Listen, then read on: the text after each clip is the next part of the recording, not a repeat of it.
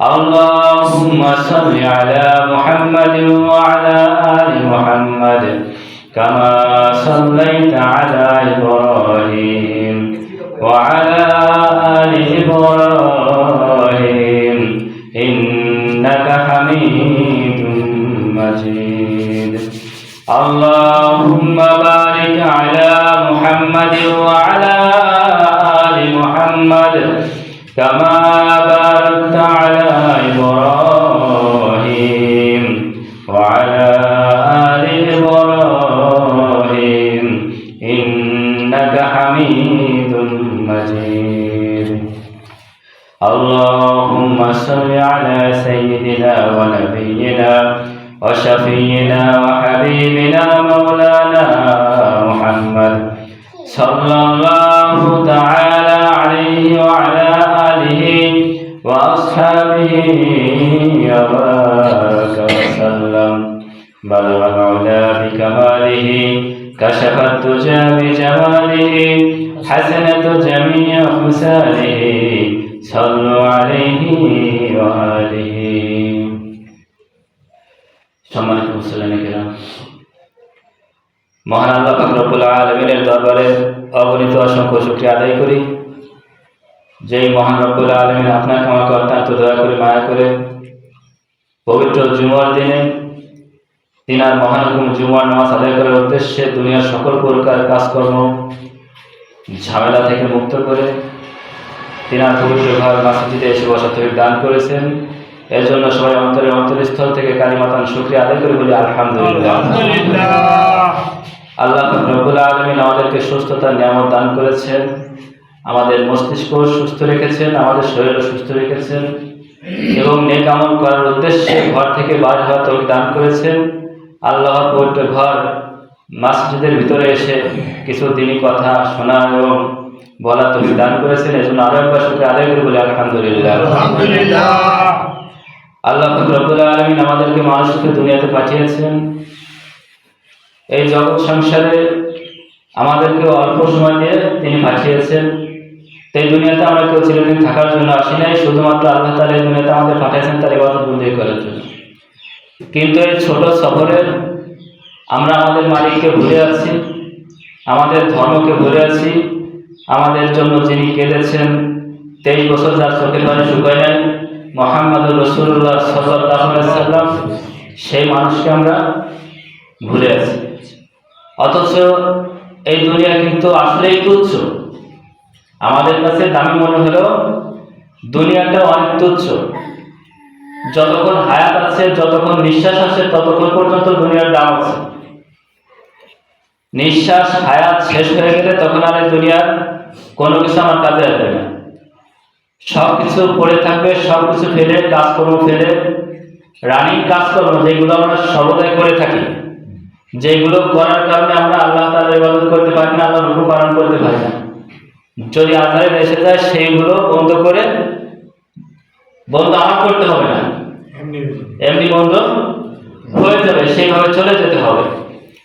তা আমরা মানুষ এই কথা ভুলে যাচ্ছি যে দুনিয়াতে আমরা যে আছি কখন চলে যাব এই কথাই আমরা ভুলে গেছি। যদিও আমরা প্রত্যেকটা মানুষ মৃত্যুকে কামনা করি, মৃত্যু চাই, মৃত্যু কিন্তু আমরা কামনা করি, ঠিক সবাই মৃত্যু কামনা করে। যখন আমরা কষ্ট হয়, ব্যথা হয়, সংসারে শান্তি থাকে না, তখন আমরা বলি যে আল্লাহ তাআলা আমাকে কেন চোখে দেখে না, এরকম বলি না? যে পাশের একজন মারা গেছে, অমুক মানুষ মারা যায়, আমি কেন বলি না? তার মানে প্রত্যেকটা মানুষ মৃত্যু কামনা করে। এই দুনিয়া মানুষকে অস্থির মনে হয়। বাচ্চা যখন দুনিয়াতে জন্ম নিয়ে আসে, আসার সাথে সাথে দুনিয়াতে নামার সাথে সাথে কান্না করে, কান্না শুরু করে দেয়। কান্না কিসের জন্য করে? যে সে এমন একটা দুনিয়াতে ছিল, অল্প জায়গার ভিতরে একটা দুনিয়া, মানে মায়ের গর্ভ। সেই গর্ভের ভিতরে থেকে ওখানে বসে খাবার খাইছে নিশ্চিন্তে, আবার মাঝে মাঝে খেলাধুলা করছে, মার পেটে লাথি মারছে, গোতা মারছে, ঘুষি মারছে। তো দুনিয়াতে যখন আসছে দেখছে খোলা জায়গা, আলো বাতাস সব কিছু এখানের সাথে ম্যাচ করে থাকতে হবে। তো ওখান থেকে আসার পর যখন এটাকে সহ্য করতে পারেনি, সাথে সাথে কেঁদে ফেলে। তা মানুষ দুনিয়াতে এসে প্রথমে অস্থির হয়ে যায় যে কোন জায়গায় আসলাম, ভালো লাগে না, কান্না করে, কিন্তু যখন আস্তে আস্তে এই জায়গাটার সাথে মিশে যায় তখন এই জায়গাটাই সবচেয়ে প্রিয় হয়ে যায়। এত প্রিয় হয়ে যায় যে মানুষগুলো ভুলে যায় পরকালকে, মানে এই দুনিয়ার পরে যে আরো একটা দুনিয়া আছে এই দুনিয়াটাই ভুলে যায়। অথচ আমাদের লম্বা একটা সময় আমাদেরকে আল্লাহ তাআলার কাছে থাকা রেখেছিলেন, তিনি সৃষ্টি করে রুহের জগতে আমাদেরকে রেখেছিলেন অনেক সময়, মানে পৃথিবীর সৃষ্টি করে তো রুহ হিসেবে বানায় রাখছেন আমাদেরকে। তো সেখান থেকে এই পর্যন্ত আমাদের জন্ম পর্যন্ত আমরা রুহের জগতে ছিলাম। তো 9 মাস থেকে 8 মাস 7 মাস 9 মাস আমরা মায়ের গর্ভে থাকি। তো এই গর্ভে থাকা অবস্থা আমাদের কাছে মনে হয় যে এই দুনিয়াটাই মনে হয় আমাদের কাছে সেরা দুনিয়া। কিন্তু মানুষ যখন এই দুনিয়াতে আসে তখন এত বড় দুনিয়া দেখে অবাক হয়ে যায় যে কত বড় দুনিয়াতে আসলাম, এরপরে মনে আর দুনিয়া নাই, এরকম মনে করে। কিন্তু মায়ের গর্ভে থাকা অবস্থায় মানুষ এরকম ওটাকে দুনিয়া মনে করতো, এই দুনিয়াও মানুষ এই দুনিয়াকে দুনিয়া মনে করে। কিন্তু এই দুনিয়ার পরে আরেকটা জীবন আছে, দুনিয়া আছে, যেটার শুরু আছে আর শেষ নাই। কিন্তু মানুষ ওইটার কথা একদম ভুলে গেছে, ওইটার কথা একদমই ভুলে থাকে।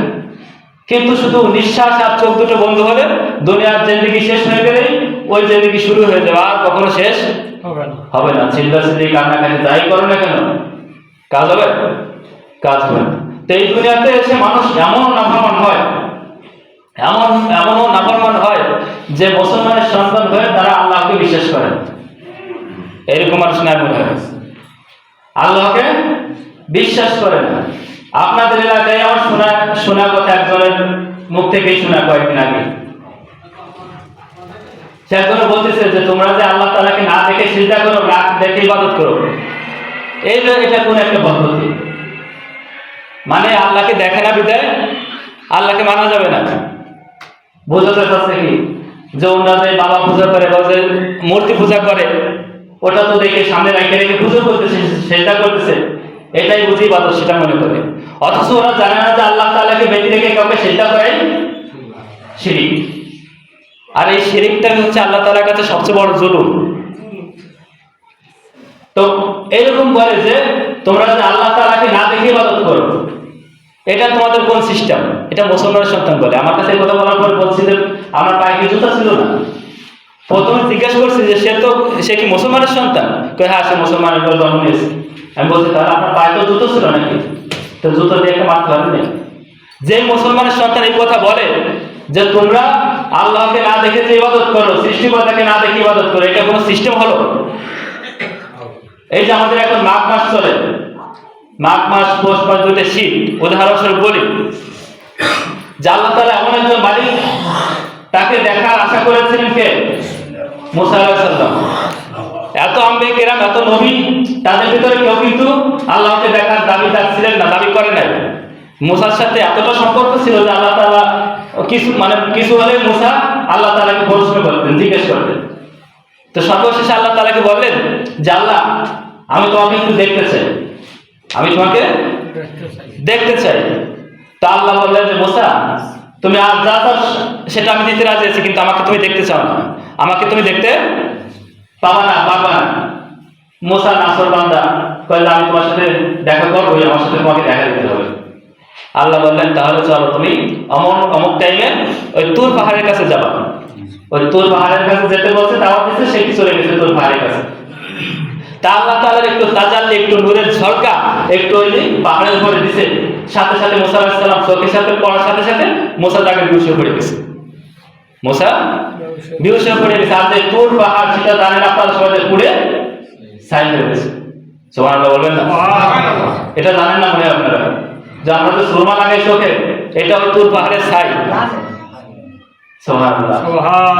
তো আল্লাহ তাআলা মুসাকে ডাইকা হুশ করতেছেন, মুসা ওঠো, আর কত সময় থাকবে ঘুমাইয়া? তোমার না বলছিলাম যে আমাকে দেখা, চিন্তা করো না, চেষ্টা করো, আমি তোমাকে দেখা দিলে তুমি সহ্য করতে পারবে না।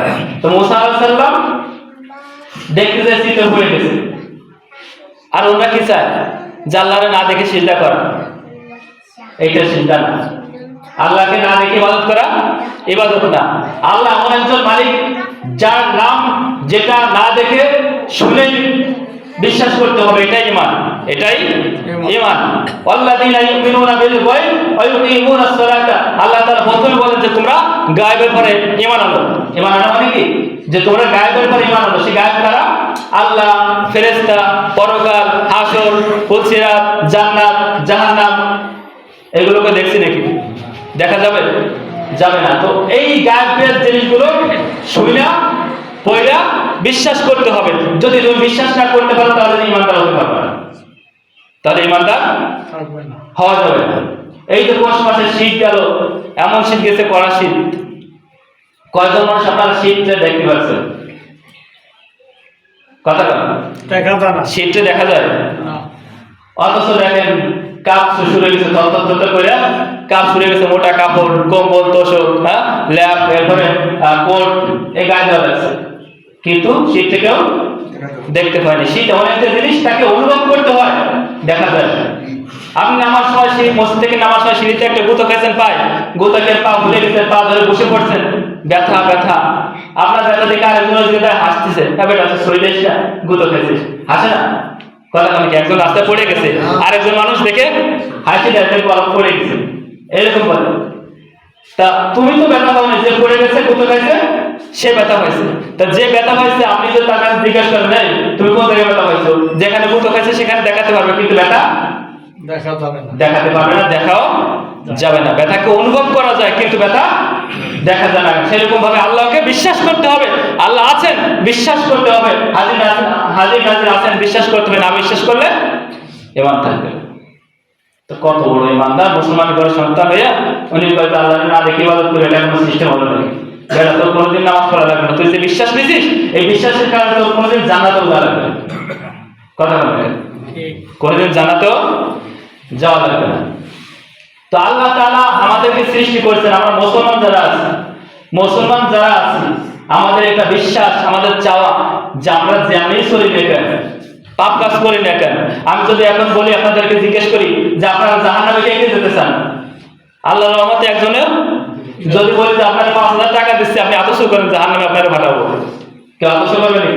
করবে না। যদি বলা হয় যে আপনি কি জান্নাতে যেতে চান, যারা নাও বলে তারা আতস্য করবে, হ্যাঁ আমরা সবাই জান্নাতে যেতে চাই। এটা আপনার মুসলমানদের চাওয়া না, আমাদের মুসলমানদের চাওয়া। তো এই জন্য আল্লাহ তাআলা আমাদের সৃষ্টি করেছেন, তাকে দেখাও যাবে না, তার ইবাদত আমাদের করতে হবে। আল্লাহ তো রাসূলকে বলে দিয়েছেন, যে ব্যক্তি নামাজ পড়বে, রাসূল সাল্লাল্লাহু আলাইহি ওয়াসাল্লাম মিরাজে গেছেন একবার, কয়বার বলেন? একবার। আর যারা ৫ ওয়াক্ত নামাজ আদায় করে তারা মিরাজ করে প্রতিদিন ৫ বার। সুবহানাল্লাহ বলেন না? যারা ৫ ওয়াক্ত নামাজ আদায় করে তাদের মিরাজ কয়বার? ৫ বার। তার উপর মুসলমান খুশি হয় না যে এত বড় একটা দামি একটা জিনিস, ঐতিহাসিক একটা ইতিহাস, রাসূল সাল্লাল্লাহু আলাইহি ওয়াসাল্লাম এক রাতের ভিতরে মিরাজে ঘুরে আসছেন, আল্লাহর সাথে দেখা করে ফিরে আসছেন, জান্নাত জাহান্নাম দেখে আসছেন। মুসলমানদের ৫ ওয়াক্ত নামাজ দিচ্ছেন, যে আল্লাহ তাআলা বলেন যে ৫ ওয়াক্ত নামাজ আদায় করতে পারলে আল্লাহ তাআলা সন্তুষ্টের জন্য তার জন্য জাহান্নামের আগুন হারাম হয়ে যায়। তা আমাদের মুসলমান হিসেবে আল্লাহ তাআলা বানাইছেন, আমরা খুশি নাকি বলেন? খুশি। সবাই খুশি না? খুশি। যদি একজন হিন্দুর ঘরে জন্ম হতো তাহলে খুশি আর খুশি থাকতো না, দুনিয়াতে শুধু খেয়ে পরে বেঁচে তারা কবরে যাওয়া লাগতো, আর কবর তো যাইতো না, দুনিয়ায় জাহান্নাম বানাই দিত। মরার সাথে সাথে আমাদের তো মুসলমানের ঘরে জন্ম যাতে তার তো যদি মৃত্যু হয়, তা যে খাট থেকে মৃত্যু হয় সেই খাট থেকে যদি নামায় তা আস্তে আস্তে আস্তে আস্তে ধরে ধরে নামায়, যাতে করে কোথাও ব্যথা না পায়, কোথাও ব্যথা না লাগে।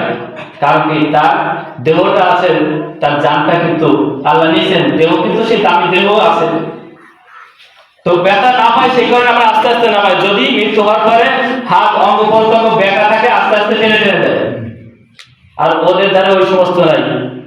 যদি ব্যথা থাকে টানে ভাঙিয়ে হারা শুধু বানাতে হবে। আর প্রথমে কি করবে, সীতা নিয়ে আগুনে পোড়াবে, কাঠ দিয়ে সাজাইয়া ওই আগুন ভিতরে উঠে আগুনটা ধরা দিয়া যখন একটু নড়ে ওঠে, মানে মানুষের তো রগ আছে না, রগগুলো যখন পুড়ে পুড়ে টান লাগে একটু নড়ে ওঠে, তখন দেখ স্বর্গে যাচ্ছে, স্বর্গে চলে যাচ্ছে। তখন তোরা এখন ধরে আরেকটা পিটে শুরু করে দিচ্ছে, তাড়াতাড়ি পিটে গিয়ে তাড়াতাড়ি স্বর্গে পাঠাই দেয়। তা আমাদের ধর্মে কেমন, যে আমাদের ধর্মে আস্তে আস্তে করে নামাইয়া সুন্দর করে সাবান দিয়া গরম পানিতে গোসল করাইয়া পবিত্র পরিষ্কার একটা পোশাক পরাইয়া আস্তে আস্তে করে কবরে নামা হয়, ঠিক না? ঠিক। সুবহানাল্লাহ বলবেন না? তো সেই মুসলমানের ঘরে জন্ম আল্লাহ তাআলা দান করেছেন। আজকে না হয় কালকে আমরা একদিন মুক্তি পাবো, কিন্তু মুসলমানের ঘরে জন্ম নিয়ে যারা আল্লাহ তাআলাকে বিশ্বাস করে না, রাসূলকে বিশ্বাস করে না, পরকালকে বিশ্বাস করে না, জান্নাত জাহান্নামকে বিশ্বাস করে না, তারা কোশ্চিন কালেও জান্নাতে যেতে পারবে না। ঠিক। তারা কখনো জান্নাতে যেতে পারবে না। এজন্য আল্লাহ তাআলার উপর বিশ্বাস রাখা যে একমাত্র আমার সন্তানের হচ্ছে না, আমি আল্লাহ তাআলার কাছে যে চাও আল্লাহ তাআলা আমাকে দাও, যদি সে না দাও তাও আমি আল্লাহ তাআলার উপর সন্তুষ্টি, আমি আল্লাহর উপর সন্তুষ্টি। কারণ এমন মানুষ আছে যে তার চাইতে চাইতে চাইতে সারাটা জীবন চলে যায়, একটা সন্তানের বাবা হতে পারে না, মা হতে পারে না, এরকম নাই বলে। আবার এমনও মানুষ আছে যে বিয়ে করতে 30 বছর 40 বছর পার হয়ে যায়, তখন আল্লাহকে ডাকতে ডাকতে ডাকতে ডাকতে আল্লাহ তাআলা তাকে বুড়ো বয়সে একটা সন্তান দান করে, এরকম আছে না? কিন্তু যারা এরকম মনে করে যে হ্যাঁ আল্লাহ তাআলার কাছে চাইতে চাইতে ক্লান্ত হয়ে গেছি, এখন যাই পীরের মাজারে যাই, সেখানে যে বাবার কাছে চাই যদি বাবা দেয়, আর যদি আল্লাহ তাআলা সেই সময় একটু দিয়েও দেয়, না হয়ে যায় সে বাবা। নাউজুবিল্লাহ বলবেন না? নাউজুবিল্লাহ। কথা বলেন নাউজুবিল্লাহ বলবেন না? এই কথা কি মিথ্যা কথা নাকি? ইন্নাশ শিরকা লাযুলমুন আযীম। আল্লাহ পাক রব্বুল আলামিন বলেন সবচেয়ে আল্লাহ তাআলার কাছে বড় জুলুম হচ্ছে শিরক। আর এই শিরক যারা করে তারা মুশরিক হয়ে যায়, আর যারা মুশরিক হয় ফি নারি জাহান্নামা খালিদিনা ফিহা আবাদান আবাদা। তুমি যদি নামাজে একটা সিজদা করো, একটা রুকুও করো, তোমার রুকু সিজদা কোনো কাজ হবে না। ঠিক। রুকু সিজদা কোনো কাজ হবে না। তো বলতেছিলাম যে আল্লাহ তাআলা প্রিয় হতে হলে, আল্লাহ তাআলা বান্দা হতে হলে কি করতে হবে? আল্লাহ তাআলা বান্দা প্রিয় বান্দা হতে হলে অনেক সুন্দর হওয়া লাগে, অনেক ভালো বডিওয়ালা হওয়া লাগে। কথা বলেন না? আল্লাহর প্রিয় হতে হলে সুন্দর হওয়া লাগে না, বডিওয়ালাও হওয়া লাগে না। আল্লাহ তাআলার প্রিয় হতে হলে যেমন চেহারা ভালো হোক না কেন, আল্লাহর প্রিয় হতে হবে। একজন মায়ের একটা সন্তান আছে প্রতিবন্ধী, খোড়া, কথা বলতে পারে না, বোবা। এখন সেই মায়ের সম্পদ অনেক আছে, ওই মা কি কোনদিন পাবে যে বাইরে থেকে একটা লোক এসে ভালো একটা সুন্দর একটা সুদর্শন একটা ছেলে এসে যদি বলে আজকে থেকে আমি আপনার মা, আপনি আপনার যে প্রতিবন্ধী ছেলেটা আছে, অসুস্থ ছেলেটা আছে, সেই ছেলেটা ত্যাগ করে দেন, আজ থেকে আমি আপনার মা? কোন মাকে গ্রহণ করবে? কোন মা গ্রহণ করবে? করবে না। তো আল্লাহ তাআলা প্রিয় হতে হলে যেমন চেহারাওয়ালা হোক, যেমন বডিওয়ালা হোক, প্রিয় হওয়া যাবে। বিল্লাল রাদিয়াল্লাহু তাআলা আনহু আফ্রিকার সে হাবশী একজন কালো একজন মানুষ ছিলেন, ছিলেন না? কালো একজন মানুষ ছিলেন। কেমন কালো ছিলেন? মানে তার চেহারায় কোনো ঢক ছিল না, কণ্ঠ ছিল না। তারপর আল্লাহ তাআলা তাকে সম্মান দান করে বায়তুল হারামের আল্লাহ তাআলা মসজিদের খতিব বানাইছেন, মানে এই মুয়াজ্জিন বানাইছেন। সুবহানাল্লাহ। কেমন প্রিয় ছিলেন? যখন এলাকায় যখন একটু কমিটি হয়েছে, মসজিদ আলাদা কমিটি হয়েছে, নামি দামি মানুষ হয়েছে, তখন তারা চিন্তা করছে বিল্লালের কণ্ঠ নাই, চেহারা ভালো নাই, সামনে দাঁড়ালে ভালো দেখায় না, আজান দিলে ভালো শোনা যায় না, তো এমন একজন মুয়াজ্জিন নিযুক্ত করা হোক যে আজান দিলে ওই গভীর রাতে আজান হবে, তার আজানটা শুনে যেন মনটা নরম হয়ে যায়, ঘুম থেকে সবাই উঠে দৌড়ে দৌড়ে মসজিদে চলে আসে। এই চিন্তা করে বিল্লালকে মুয়াজ্জিন থেকে বাদ দেওয়া হলো। তো বিল্লাল রাদিয়াল্লাহু তাআলা আনহুকে যখন মুয়াজ্জিন থেকে অব্যাহতি দেওয়া হলো, বিল্লাল খুব কষ্ট পেয়ে তিনি পাহাড়ের চূড়ায় গিয়ে কান্নাকাটি শুরু করে দিলেন যে আল্লাহ, আমি যে অসুন্দর, এই অসুন্দর তো তুমি আমাকে বানাইছো, আমার যে ঠোঁট মোটা এটা তুমি বানাইছো, আমাকে, আমি যে কালো আমাকে তুমি বানাইছো, তা তুমি আমাকে বানাইছো, অথচ তোমার পথে আমি ডাকবো, তোমার মসজিদের জন্য নামাজের জন্য আমি ডাকবো, সেই ডাক থেকে আজকে আমি বঞ্চিত হলাম। এইভাবে আল্লাহ তাআলার কাছে সিজদা করে কান্নাকাটি করতেছে। কান্নাকাটি করলে ফজরের সময় কি আযান হয়েছে, আযান দিচ্ছে মুয়াজ্জিন, একজন খুব কণ্ঠওয়ালা মুয়াজ্জিন আযান দিচ্ছে। সেই আযান শুনে মুসল্লিরা তো সব ছুটে উঠে চলে এসেছে, মন নরম হয়ে গেছে। কি সুন্দর আযান! অনেক সময় দেখবেন ফজরে আযান দিলে, সুন্দরভাবে আযান দিলে মনটা নরম হয়ে যায়, মনে চায় নামাজ না পড়ে আর শুয়ে থাকা যায় না, উঠে চলে আসতে হয়।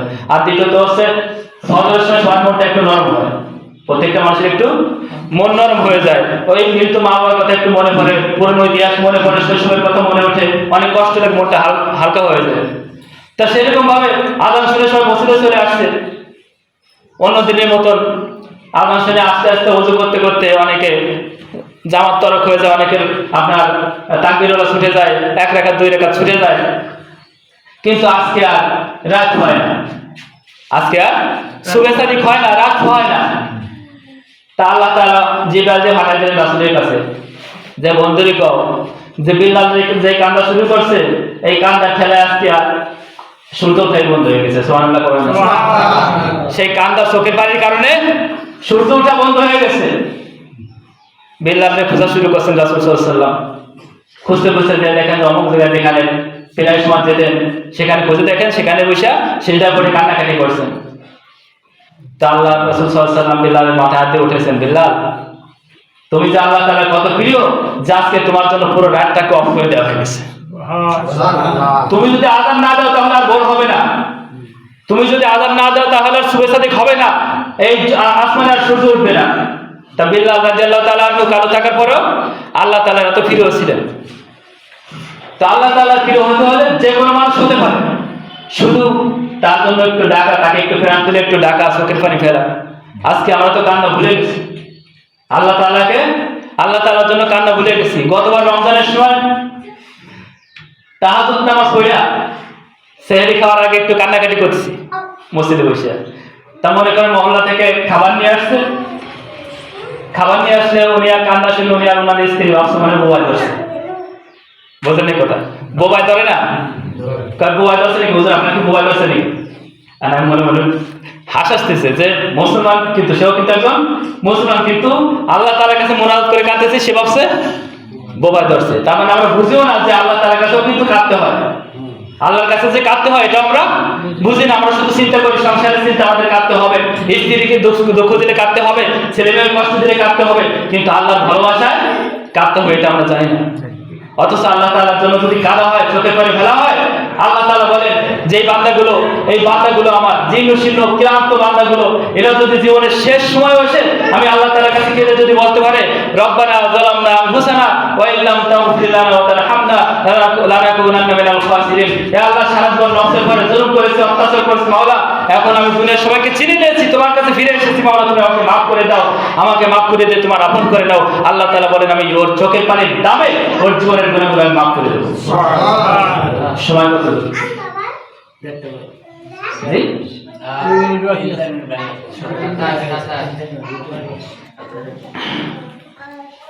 শাবান মাস চলে আমাদের সবাই। বরাতের আগে আরো একটা শুক্রবার আছে, তো সর্বরাত বিষয়ে আলোচনা আগামী সপ্তাহে করব। তার ভিতরে আরেকটা ছোট্ট একটা হাদিস বলি যে আমরা একটা দোয়া শিখেছিলাম রমজান মাসে পড়ার জন্য, আদায় করার জন্য। যারা নামাজ পড়ি তারা কিন্তু একটু আদায় করছি, পাঠ করছি। আসলে প্রত্যেকটা মুসলমানের সন্তানের উচিত আল্লাহ তাআলার হুকুম পালন করা, বিধান পালন করা, কারণ আমাদের সকলের মৃত্যু হবে, আর মৃত্যুটা যেন ইমানের হালত হয় সেটা আমাদের সকলেরই কামনা করা উচিত। তো যে দোয়াটা বলছিলাম রজব মাসে, আল্লাহুম্মা বারিক লানা ফি রজব ওয়া শাবান ওয়া বাল্লিগনা রমাদান। আবার বলেন আমার সাথে, আল্লাহুম্মা বারিক লানা ফি রজব ওয়া শাবান ওয়া বাল্লিগনা রমাদান। আল্লাহুম্মা বারিক লানা ফি রজব ওয়া শাবান ওয়া বাল্লিগনা রমাদান। রজব মাস চলে গেছে, তারপরে এটা কেন বললাম? হাদিসে এরকম আছে যে এখন শাবান মাস চলে, রজবের বরকত চেয়েছে আল্লাহ তাআলার কাছে, শাবানের বরকত চাই, এবং আমাদের রমজান পর্যন্ত আল্লাহ যেন আমাদের হাত বাড়ায় দেয়। জোরে বলেন আমিন। এই রজব মাসটা চলে গেছে, রজব মাস কিন্তু সামনের বছর আরো একটা আছে নাকি নাই? আছে না? তা এই রজব মাসে যদি এই দোয়াটা যদি কেউ পাঠ করা হয় তার হাত বাড়ায় দেওয়া হয়, তার হায়াত বাড়ায় দেওয়া হয়। ওই ডাক্তারের কাছে জিজ্ঞেস করে দেখেন যে মানুষ মানে দোকানে সবচেয়ে বেশি ওষুধ চলে কোনটা, বলবে যে গ্যাসের ওষুধ। হ্যাঁ, গ্যাসের ওষুধ। তা যদি এরকম হতো যে হায়াতের ওষুধ পাওয়া যায় বাজারে কিনতে ওষুধের দোকানে, তাহলে প্রত্যেকটা মানুষ হায়াতের ট্যাবলেট কিনতো। তো এই যে দোয়াটা, এই দোয়াটা হচ্ছে হাত বাড়ানোর। এখন আপনি পাঠ করবেন রজব মাস পর্যন্ত, আল্লাহুম্মা বারিক লানা ফি রজব ওয়া শাবান ওয়া বাল্লিগনা রমাদান। হে রব, আপনি আমার হাত বাড়া দেন রজব এবং শাবান মাস পর্যন্ত, সোজা রোজা পর্যন্ত। তা রজব শাবানের বরকত দেন এবং শাবান রোজা পর্যন্ত আমাদের হাত বাড়া দেন। তা আগামী বছর রোজা পর্যন্ত, রজব পর্যন্ত যদি আল্লাহ তাআলা আমাদের হায়াত দেন তাহলে তো ভালো কথা। যদি হায়াত না দেন, যদি আমরা তার আগে মৃত্যুবরণ করি, তাহলে রজব, শাবান এবং রমজানের বরকত আল্লাহ তাআলা দান করে দিবেন। আর যদি কামনা করি আল্লাহ তাআলা যদি সে পর্যন্ত আমাদের হায়াত দিয়ে দেন, তাহলে তো আমরা পেয়ে গেলাম। আল্লাহ পাক রব্বুল আলামিন আমাদের সকলকে বোঝা এবং মানা তৌফিক দান করুন। যারা সুন্নাত পড়তে বাকি আছে সুন্নাত আদায় করে দিন।